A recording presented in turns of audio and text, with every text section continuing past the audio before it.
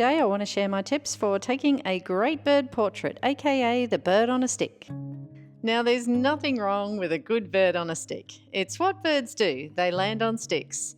It's just about having a bit of special sauce to elevate your shot. Stick around to the end of the video and I'll reveal my secret weapon, TLE.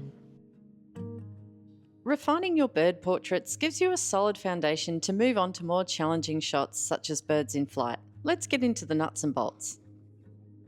Even though your bird might be relatively still, it's still best to shoot on sports or sequential mode. I use silent sequential on my OM1. It's the subtle difference in pose and particularly the way the eye looks that makes a difference, so you want to have a choice of shots. But don't start shooting until the bird is in a good position, and then fire away.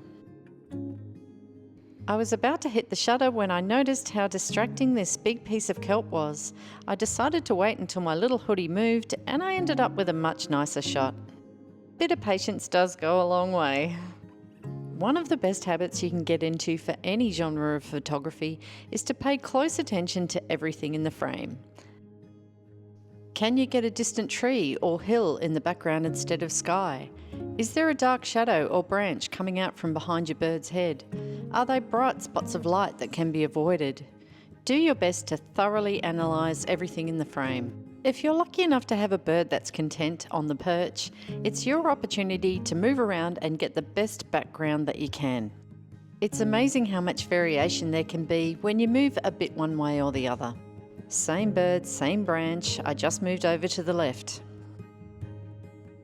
Keep as much separation between your subject and the background as you can for that clean and soft look. Zooming in tighter can help though when you can't avoid a cluttered background. You don't necessarily need a completely clean background to have a lovely portrait, but I think it's best to limit elements to one type and make sure that they're complementary to the bird in both colour and form. Not negotiable for a good portrait is a really sharp eye.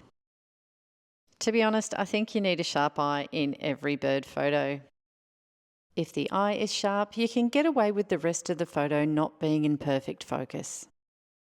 I just love the light in this shot, but it's not quite sharp and it's in the chuck out pile. If you're consistently coming home with a high percentage of photos with soft focus, it's likely your shutter speed isn't quite fast enough. You might find that raising your ISO and using a denoise filter is the solution you're looking for. There's no doubt that shooting at a lower ISO gives you a better quality image, but it's better to come home with a noisy one than a blurry one because you can't fix blurry. I consistently shoot at ISO 2000 and higher. And while we're talking eyes, I always try and have an eye catch, that little bit of reflected light. It makes such a difference, otherwise the eye can look a little bit blank stared. Another tip relating to eyes is to get to eye level with your bird. It's not always easy or possible, but it does make a huge difference. Let's move on to another powerful tool, framing and cropping.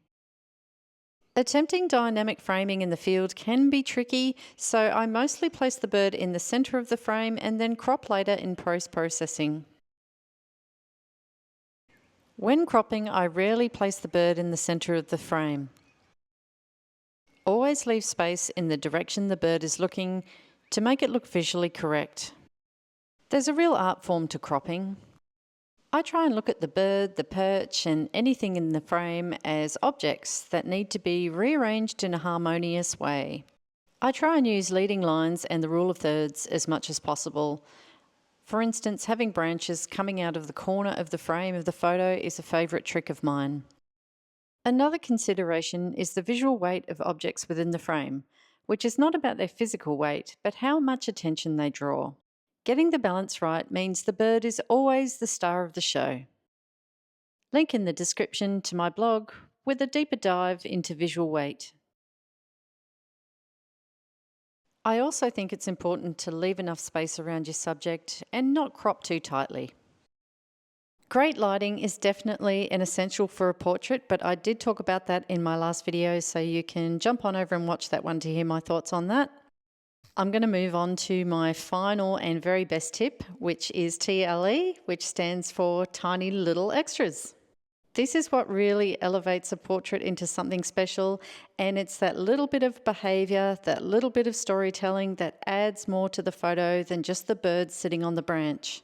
Have a look closely in all these last shots. I've got a tiny little extra going on in every single one, whether it's the bird feeding on something, a different pose, a little bit of fluff, a feather pulled up by the wind. It just makes the photo so much more engaging. It does take extra patience, it's true, but it's well worth that bit of extra effort to come home with a shot that's really a bit out of the ordinary. You might like to watch my next video on how to find more birds so you can get out there and get some great portraits with TLE. Happy birding and talk to you soon.